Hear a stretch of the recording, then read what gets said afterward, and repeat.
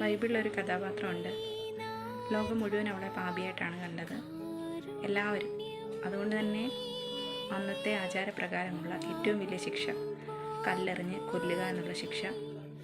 ആളുകളെല്ലാവരും കൂടി അവിടെ നേരെ കല്ലുമായിട്ട് വന്നു. അങ്ങനെ ഇരിക്കെ ഗുരു അവിടെ ഉണ്ടായിരുന്നു. ഗുരുവിനോട് അവർ ചോദിച്ചു, സ്ത്രീയെ കല്ലെറിയട്ടെ എന്ന് ചോദിച്ചപ്പോൾ ഗുരു എന്തു പറഞ്ഞെന്നോ, നിങ്ങളിൽ പാവം ചെയ്യാത്തവരാരെങ്കിലും ഉണ്ടെങ്കിൽ അവിടെ കല്ലെറിയാനാണ് പറഞ്ഞത്. അപ്പോൾ എല്ലാവരും അങ്ങോട്ടും ഇങ്ങോട്ടും നോക്കി.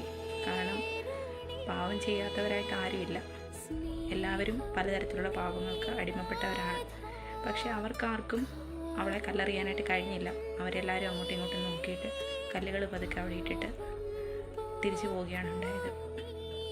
പലപ്പോഴും നമ്മുടെയൊക്കെ കാര്യം ഇങ്ങനെ തന്നെയല്ലേ. നമ്മളെയൊക്കെ ലോകം പലരും പല രീതിയിൽ വിധിക്കും. പക്ഷേ യഥാർത്ഥത്തിൽ നമ്മളെ വിധിക്കേണ്ട ഒരാൾ മുകളിലുണ്ട്. ആ ആളുടെ മുമ്പിൽ മാത്രം നമ്മൾ സത്യസന്ധരാണോ നീതിയുള്ളവരാണോ എന്ന് ചിന്തിച്ചാൽ മാത്രം മതി. ലോകം നമ്മളെ പല കണ്ണിലായിരിക്കും കാണുന്നത്. മോശക്കാരനായിട്ടോ മോശക്കാരിയായിട്ടോ അഹങ്കാരിയായിട്ടോ തൻ്റെടിയായിട്ടോ ഒക്കെ ലോകം നമ്മളെ കണ്ടെന്ന് വരാം. ലോകത്തിൻ്റെ കണ്ണുകളിലല്ല നാം നമ്മെ കാണേണ്ടത്. നമ്മൾ വിളിക്കുന്ന നമ്മുടെ ദൈവത്തിൻ്റെ മുമ്പിൽ നാം എങ്ങനെയുള്ളവരാണെന്ന് മാത്രം ചിന്തിച്ചാൽ മതി.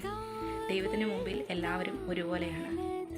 നമുക്കുണ്ടാവുന്ന തെറ്റുകൾ ഏറ്റുപറഞ്ഞ് ഉപേക്ഷിക്കാൻ മനസ്സുള്ളവരാണെങ്കിൽ ഏത് പാപിയും സ്വീകരിക്കുന്ന ഒരു സ്രഷ്ടാവ് നമുക്കെല്ലാവർക്കുമുണ്ട്. ആ വിശ്വാസത്തിൽ മുന്നോട്ട് പോയാൽ തന്നെ നമ്മുടെ ജീവിതം അനുഗ്രഹിക്കപ്പെടും, നേരെയാകും. ലോകത്തിൻ്റെ കാഴ്ചകൾക്കല്ല, ദൈവത്തിൻ്റെ കാഴ്ചകൾക്ക് നമ്മുടെ ജീവിതത്തെ ഏൽപ്പിക്കുക.